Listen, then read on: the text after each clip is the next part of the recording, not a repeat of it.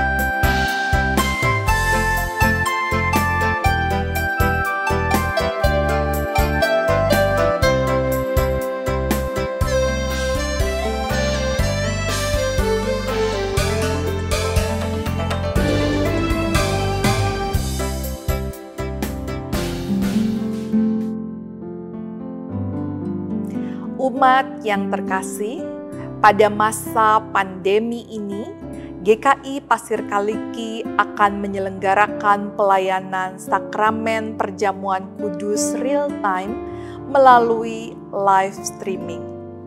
Bagi umat yang rindu untuk menyambut undangan sakramen perjamuan kudus di rumah masing-masing, dapat mendaftar ke kantor tata usaha gereja.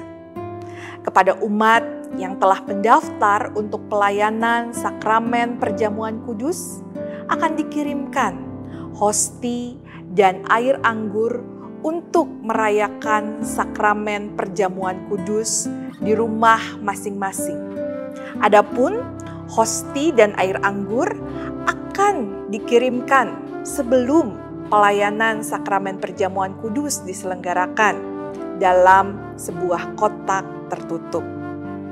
Ketika pelayanan sakramen perjamuan kudus akan dilayankan, umat masing-masing dapat menyiapkan kotak yang berisi hosti dan air anggur di meja dekat dengan posisi tempat duduk umat di rumah. Umat juga diminta untuk menjaga kebersihan tangan dengan mencuci tangan sebelum kebaktian dimulai. Lalu pada saat pendeta mengajak mengambil hosti, umat ikut mengambil hosti dan membukanya dari kemasannya. Demikian pula ketika pendeta mengajak umat untuk mengambil air anggur, umat dapat ikut mengambil air anggur dan membuka dari kemasannya. Setelah pelayanan sakramen perjamuan kudus dilayankan, kotak dan kemasan, hosti dan air anggur dapat diletakkan dahulu di meja untuk selanjutnya dirapihkan setelah kebaktian selesai. Demikian panduan persiapan pelayanan sakramen perjamuan kudus di GKI Pasir Kaliki secara real time melalui live streaming di GKI Pasir Kaliki.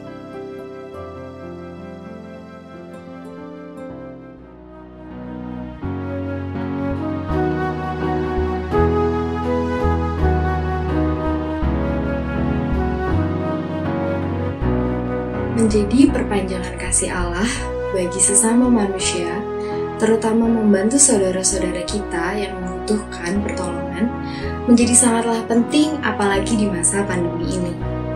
Seperti pada 2 Korintus 8 ayat 12-13. Sebab, jika kamu rela untuk memberi, maka pemberianmu akan diterima.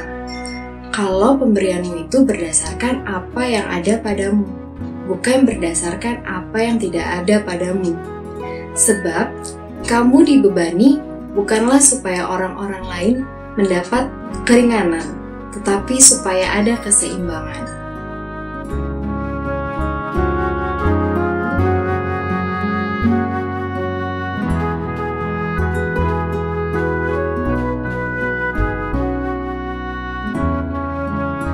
Mari kita melanjutkan tugas pelayanan peduli COVID dengan terus bersama-sama menolong yang berdampak. Baik anggota jemaat, simpatisan maupun warga sekitar sesama kita, dengan kita menyisihkan berkat yang Tuhan limpahkan kepada kita dan menyalurkannya dalam persembahan peduli COVID pada rekening GKI Pasir Kaliki dengan keterangan peduli COVID atau dengan menambahkan angka 19 di akhir pada jumlah persembahan kita yang kita berikan.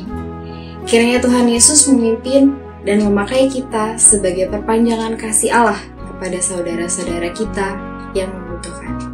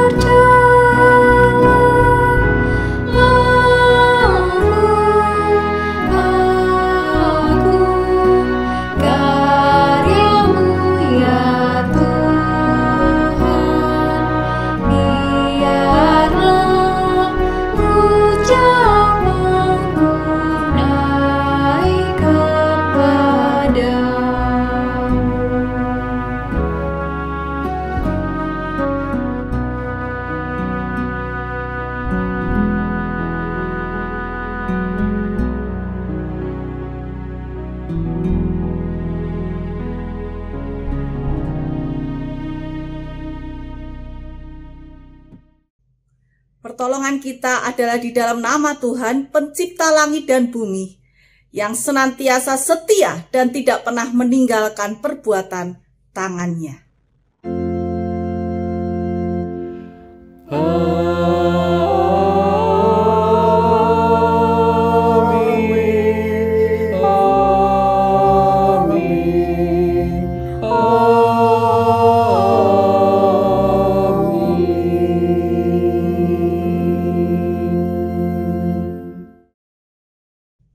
Kasih karunia dan damai sejahtera dari Allah Bapa kita dan dari Tuhan Yesus Kristus menyertai saudara. Dan beserta saudara juga.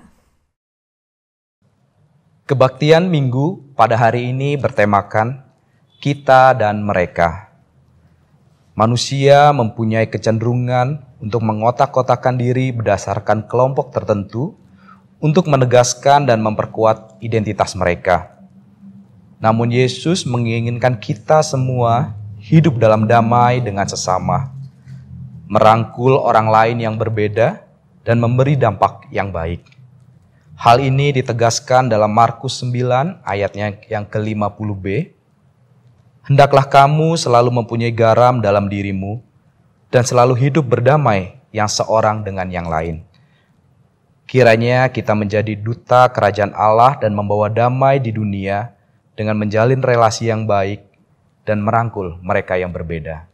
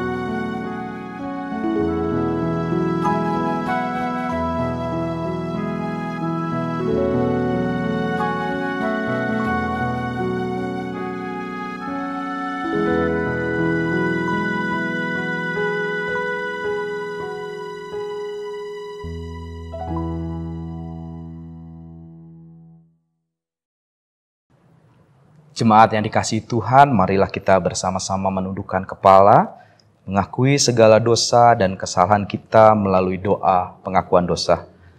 Mari kita berdoa. Tuhan, kami sungguh bersyukur untuk setiap penyertaan Tuhan dalam kehidupan kami. Tetapi dalam setiap langkah hidup kami sehari-hari, kami secara sengaja ataupun tidak, kami sering berbuat salah terhadap Tuhan dan sesama kami. Kami kadangkala tidak hidup damai dengan sesama kami. Kami tidak mencoba merangkul orang lain, tetapi malah menciptakan jarak terhadap sesama kami. Kami sering menjadi pribadi yang hanya mementingkan diri kami sendiri. Ampuni kami ya Tuhan, dan ajarlah kami agar kami bisa menjadi pribadi yang baik. Pribadi yang menciptakan damai dengan sesama, pribadi yang selalu belajar merangkul orang lain, dan pribadi yang memberi dampak yang baik bagi sesama kami. Sehingga nama Tuhan akan dimuliakan dalam setiap langkah hidup kami. Dalam nama Tuhan Yesus, kami memohonkan doa pengakuan dosa kami ini. Amin.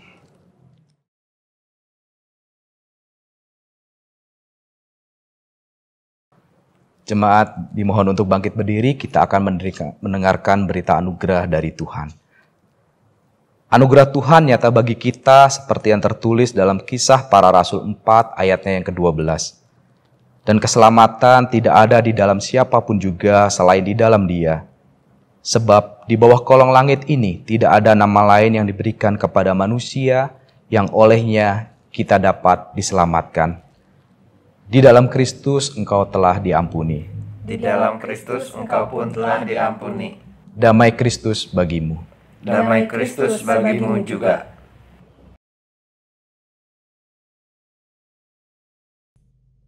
Mari kita berdoa sebelum kita mendengarkan firman Tuhan.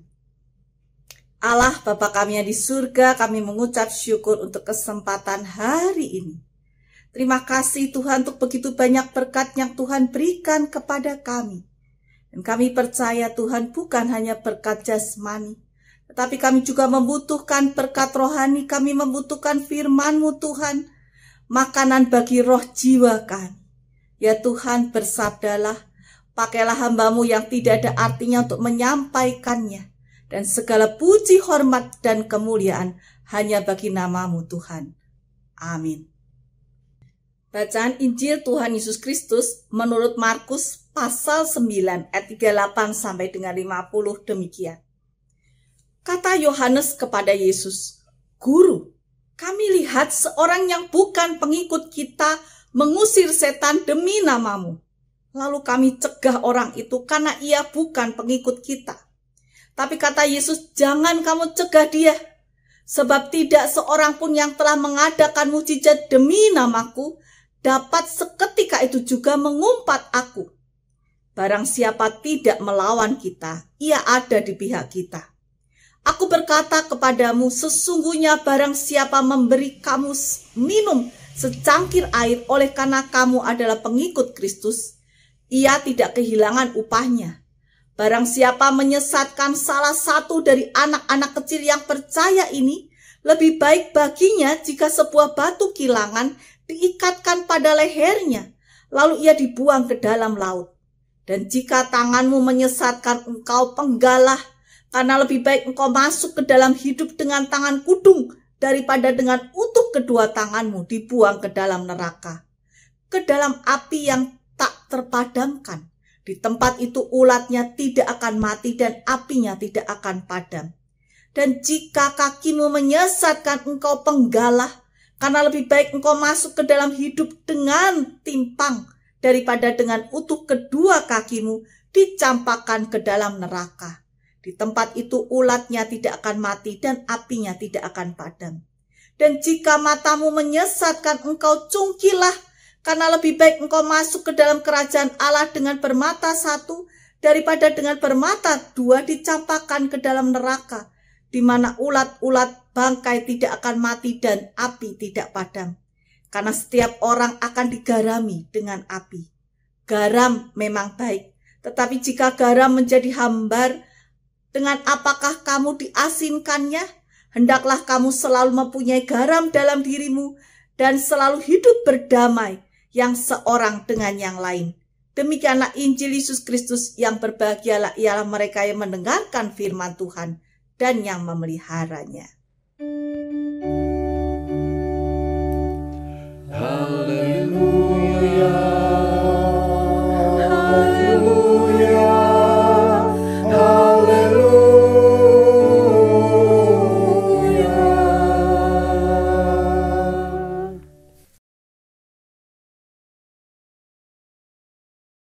Jemaat yang terkasih dalam Tuhan Yesus Kristus, tema kita adalah kita dan mereka. Seorang yang bijak pernah berkata, burung-burung yang sama bulunya berkumpul bersama.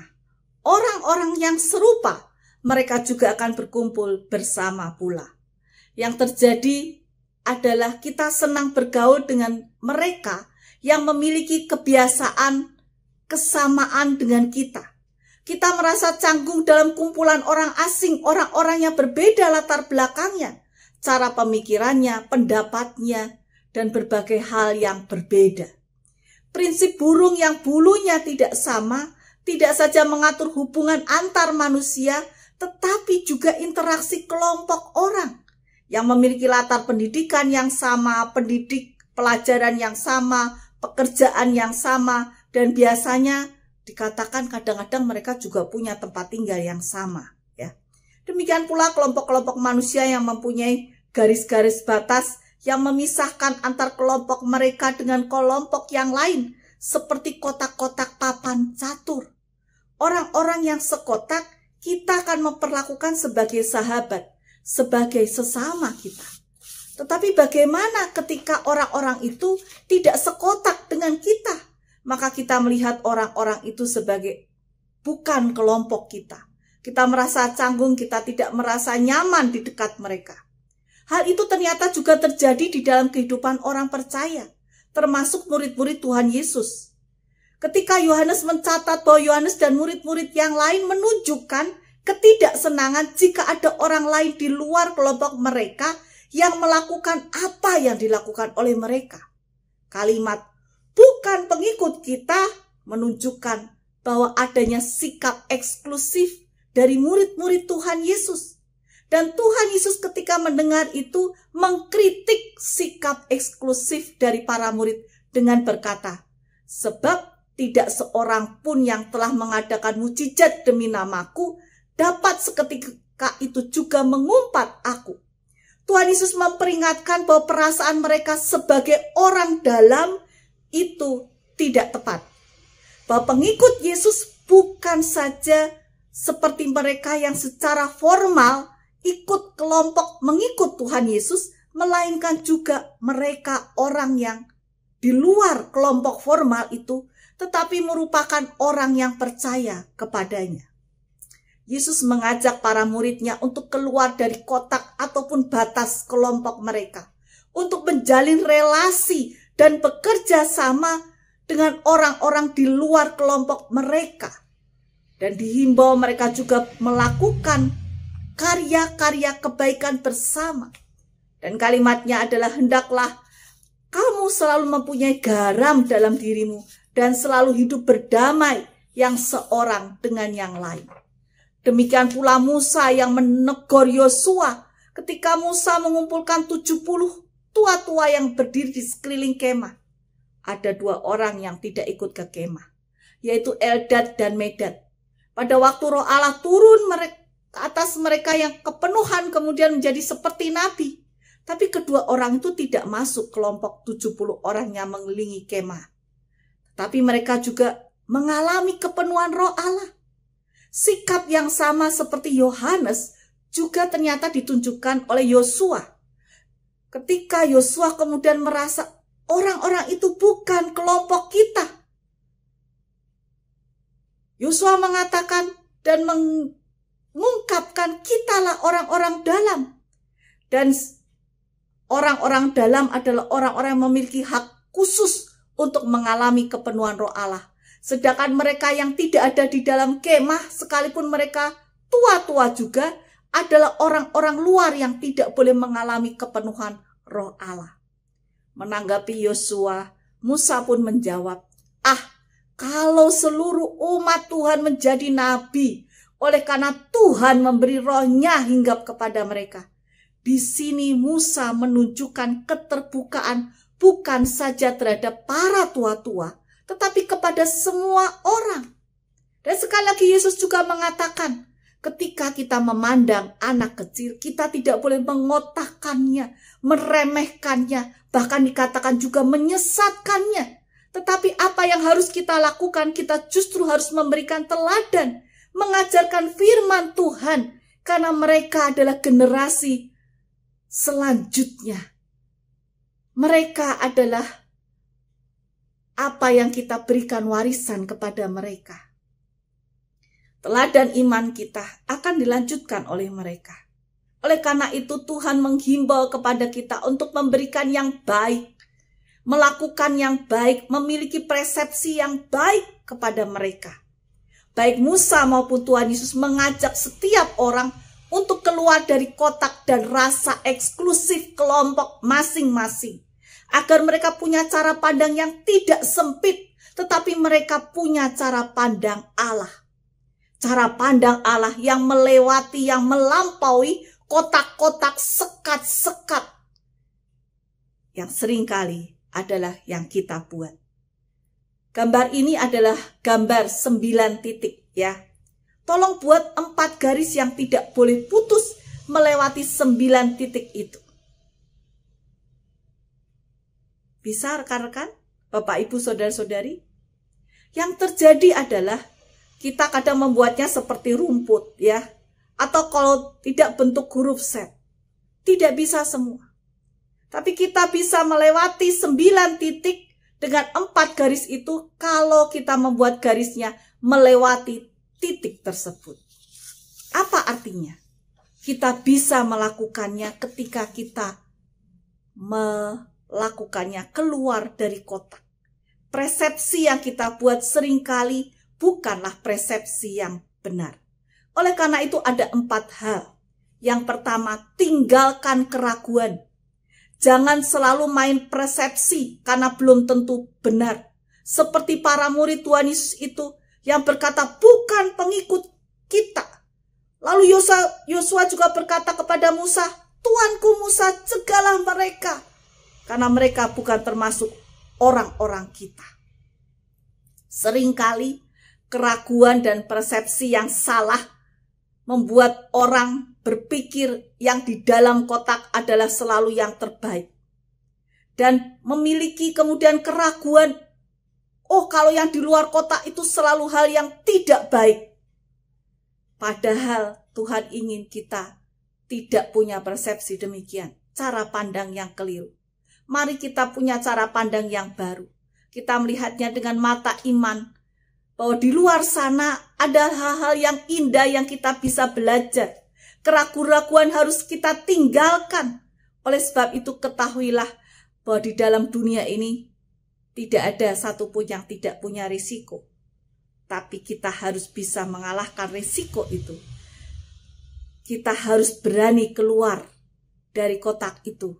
Dengan sekali lagi mulai mengubah persepsi kita. Bahwa semua orang dengan berbagai umur, berbagai latar belakang, kita adalah sama-sama dikasihi Tuhan. Contoh persepsi yang salah. Anak kecil itu bodoh, mudah ditipu, mudah digodai, dipermainkan, dibullying. Lansia itu tidak bisa apa-apa, sudah lanjut usia, terbatas gerakannya. Remaja itu orangnya belum matang, orangnya emosi, pemuda itu pikirannya pendek, keputusannya kadang sering salah, dan lain sebagainya. Bahkan ada persepsi yang salah, orang dengan suku tertentu dikatakan, wah kalau suku itu suku orangnya malas. Kalau suku yang itu orangnya suka bohong. Kalau orang dengan suku tertentu itu, wah orang itu ternyata berkata-kata kasar. Sedangkan kita juga persepsi yang lain, orang yang tidak dalam komunitas saya, golongan saya, komisi saya, bahkan gereja saya, agama saya adalah tidak baik. Dan sekali lagi, mari kita tinggalkan persepsi yang demikian. Yang kedua, Tuhan Yesus mengajarkan kepada kita keluar zona nyaman. Setiap orang cenderung menikmati dan terbuai akan zona nyaman yang sudah dimiliki saat ini. Namun itu akan menjadi penghalang dari sebuah inovasi. Karena setiap orang menikmati posisinya di dalam kotak dan sudah sangat nyaman. Dan tidak bisa lagi melihat orang-orang di luar sana sebagai sebuah terobosan yang baru. Hal-hal yang baru dan indah. Mari kita keluar dari kebiasaan kita yang lalu. Yang ketiga adalah dengarkan orang lain. Ya, terbuka, menerima. Orang yang berpikir di dalam kotak adalah orang yang tidak pernah mau menerima ide-ide yang bermunculan di sekitarnya. Mereka berpikir bahwa ide yang terbaik ada dari mereka dan kelompok mereka. Oleh karena itu, dengarkan orang lain. Jadilah orang yang rendah hati, yang membuka diri, menerima pendapat dan ide-ide dari orang lain. Ubuntu adalah sebuah kalimat kata yang mengajak kita untuk mengatakan bahwa kita ada karena orang lain. Dan orang-orang yang mengamalkan Ubuntu ini bersikap terbuka dan bersedia membantu orang lain, mendukung orang lain, dan tidak terancam karena mengetahui bahwa mereka termasuk dalam keseluruhan yang lebih besar. Dan yang keempat adalah keterbukaan untuk melakukan hal yang berbeda, melakukan hal dengan cara yang berbeda. Mari kita mengasihi orang lain, kita melihat orang lain, kita membantu orang lain, kita menerima dan mengalami keindahan-keindahan bersama dengan yang lain. Karena Tuhan mengasihi bukan secara eksklusif diri kita sendiri, tetapi juga orang lain. Kita dan orang lain berharga di mata Tuhan. Dan biarlah kita boleh bersuka cita dan semakin menghayati indahnya dunia ini bersama dengan orang lain, sesama kita. Apapun itu, perbedaan apapun yang dialami, tingkat usia, ekonomi, dan lainnya. Kita bersuka cita bersama dengan mereka. Tuhan memberkati. Amin.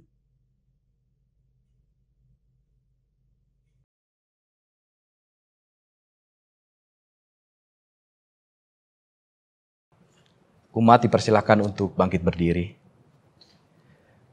Marilah kita bersama umat Tuhan di masa lalu, masa kini dan masa depan mengingat pengakuan pada baptisan kita menurut pengakuan iman berdasarkan pengakuan iman rasuli. Aku percaya kepada Allah, Bapa yang Maha Kuasa, Khalik langit dan bumi, dan kepada Yesus Kristus, Anak yang tunggal Tuhan kita, yang dikandung dari Roh Kudus, lahir dari anak darah Maria, yang menderita sengsara di bawah pemerintahan Pontius Pilatus, disalibkan, mati dan dikuburkan, turun ke dalam kerajaan maut. Pada hari yang ketiga, bangkit pula dari antara orang mati, naik ke surga, duduk di sebelah kanan Allah, Bapa yang Maha Kuasa. Dan dari sana ia akan datang untuk menghakimi orang yang hidup dan yang mati. Aku percaya kepada Roh Kudus, gereja yang kudus dan am, persekutuan orang kudus, pengampunan dosa, kebangkitan orang mati, dan hidup yang kekal. Amin. Pada hari Minggu tanggal 3 Oktober 2021, kita akan merayakan perjamuan kudus. Untuk menyambut dan ikut serta dalam perayaan itu, marilah kita mempersiapkan diri secara bersama-sama. Pada perjamuan malam terakhir, Kristus menghendaki kita merayakan perjamuan kudus untuk mengenangnya. Mengenang Kristus berarti mengalami kehadirannya seperti murid-muridnya dahulu, mengalami kehadirannya bersama-sama mereka. Mengenang Kristus juga berarti menyadari secara pribadi seluruh kehidupan Kristus yang diberikannya bagi keselamatan dunia. Sejak ia lahir, melayani, menderita sengsara, mati, dibangkitkan, dan dimuliakan di surga. Marilah kita merenungkannya. Apakah saudara benar-benar rindu untuk berjumpa secara pribadi dengan Kristus? Untuk mengalami kasih, kuasa dan kebenarannya yang membarui hidup saudara? Apakah saudara menghayati bahwa seluruh kehidupan dan karya Kristus, yaitu kelahirannya, pelayanannya, penderitaannya, kematiannya, kebangkitannya, kenaikannya ke surga, sampai dengan kedatangannya kembali, terkait erat dengan kehidupan saudara? Pada perjamuan malam terakhir, ketika Kristus memecah roti dan mengangkat cawan, ia membagikan tubuh dan darahnya sendiri kepada murid-muridnya. Menerima tubuh dan darahnya berarti dipersatukan dengan Kristus sehingga ia menjadi kepala dan kita tubuhnya. Menerima tubuh dan darahnya berarti dipersatukan dengan semua orang yang menerimanya juga menjadi satu tubuh dan satu roh. Marilah kita merenungkannya. Apakah saudara menghayati bahwa Kristus adalah kepala seluruh kehidupan saudara dalam hidup berjemaat dan bermasyarakat, dalam keluarga dan pekerjaan saudara? Apakah saudara menghayati bahwa saudara adalah anggota tubuh Kristus yang saling mengasihi seorang terhadap yang lain? Ketika kita bersatu dengan Kristus, roti hidup yang dipecah-pecahkan bagi dunia ini, kita pun dipersatukan dalam kematian dan kebangkitan Kristus. Dipersatukan dengan Kristus berarti diutus untuk mengosongkan dan menyangkal diri, memikul salib dan mengikut Kristus. Dipersatukan dengan Kristus berarti diutus untuk memberi hidup kita bagi keselamatan dunia. Marilah kita merenungkannya. Apakah dalam persekutuan dengan Kristus, saudara mau berkorban dan menjadi berkat bagi sesama saudara? Apakah saudara menyadari bahwa sebagai anggota tubuh Kristus di tengah dunia, saudara menjadi mata dan telinga bagi Kristus yang melihat dan mendengarkan, serta peduli terhadap kebutuhan dan masalah sesama saudara? Sudahkah saudara menjadi mulut bagi Kristus yang menyuarakan kebenaran dan keadilan dalam lingkungan saudara? Sudahkah saudara menjadi tangan bagi Kristus yang berkaya memperjuangkan damai sejahtera di muka bumi? Kiranya Roh Kudus menolong kita semua dalam mempersiapkan diri untuk merayakan perjamuan kudus pada tanggal 3 Oktober 2021 mendatang.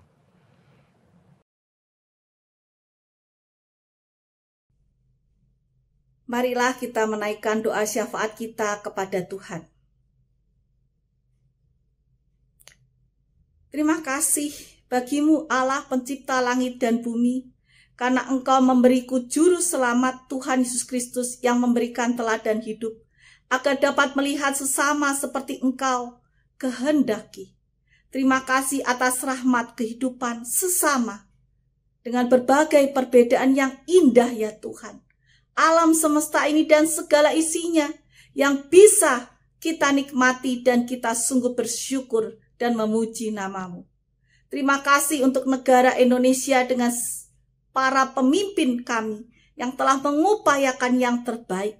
Mohon hikmat agar para pemimpin kami dapat mengupayakan negara kami sekali lagi lebih baik. Di dalam masa pandemi COVID-19 ini, biarlah mereka sungguh-sungguh bekerja, memiliki ketulusan hati, dan mereka mengandalkan Engkau ya Allah. Terima kasih Tuhan untuk setiap upaya tenaga kesehatan dalam mengupayakan memulihkan kesehatan masyarakat dari pandemi COVID ini dan juga berbagai penyakit yang lain. Mohon Engkau juga memberkati mereka dan juga keluarga mereka. Lindungi mereka ya Tuhan. Kami juga berterima kasih untuk gereja-Mu GKI Pasir Kaliki dengan setiap program kerja, pengerjanya, para majelis, aktivis, karyawan, jemaat maupun simpatisan. Kami mohon Engkaulah yang memberkati kami semua. Terima kasih ya Tuhan. Dalam nama Tuhan Yesus kami berdoa. Amin. Umat yang dikasihi Tuhan, saat ini kita akan menyerahkan persembahan syukur yang sudah kita siapkan. Ayat persembahan yang mendasari persembahan kita diambil dari 1 Tawarik 29 ayatnya yang ke-17. Aku tahu ya Allahku, bahwa Engkau adalah penguji hati dan berkenan kepada keikhlasan. Maka aku pun mempersembahkan semuanya itu dengan sukarela dan tulus ikhlas. Dan sekarang, umat-Mu yang hadir di sini telah kulihat memberikan persembahan sukarela kepadamu dengan sukacita. Persembahan dapat kita kumpulkan dengan memasukkan dalam amplop khusus yang dapat kita kumpulkan saat kita dapat beribadah kembali di gedung gereja. Bagi jemaat yang menginginkan persembahannya diserahkan ke gereja, dapat menghubungi tata usaha atau penatua agar amplop persembahan yang sudah disiapkan dapat diambil. Atau dapat pula memberikan persembahan dengan cara mengirimkannya melalui nomor rekening GKI Pasir Kaliki atau dengan scan QR Code yang telah tersedia.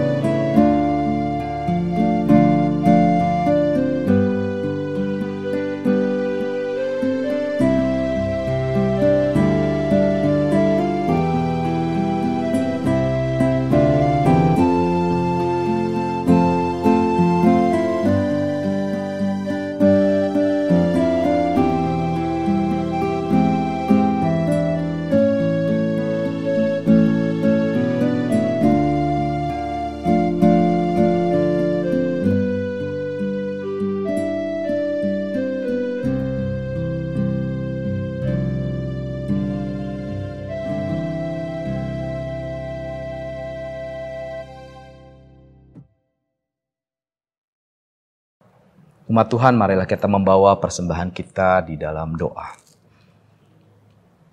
Tuhan, terima kasih untuk semua berkat Tuhan dalam hidup kami. Kami sungguh bersyukur untuk setiap penyertaan Tuhan.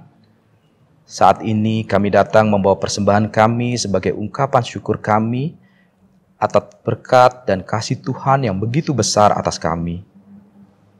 Kiranya Tuhan memberkati persembahan kami ini, dan Tuhan juga memberikan kebijaksanaan kepada majelis jemaat yang mengelolanya, agar persembahan ini dapat digunakan dengan sebaik-baiknya. Ajar kami ya Tuhan, agar kami dapat memberikan hidup kami sebagai persembahan yang hidup dan berkenan kepada Tuhan. Dalam nama Tuhan Yesus kami berdoa dan mengucap syukur. Amin.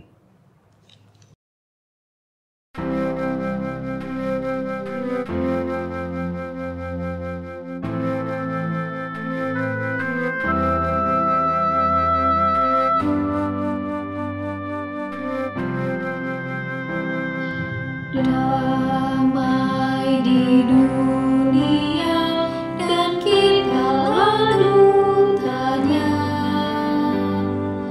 damai sejahtera amalkanlah maknanya.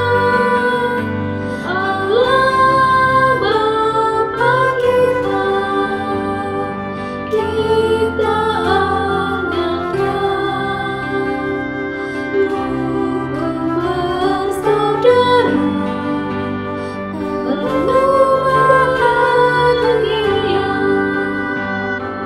Damai di dunia, jadi inilah saatnya. Ucapkan ikrarmu, jalankan perintahnya. Setiap kata dan karya kita memuji nama-Nya. Damai di dunia, kini dan selamanya. Kini dan selamanya.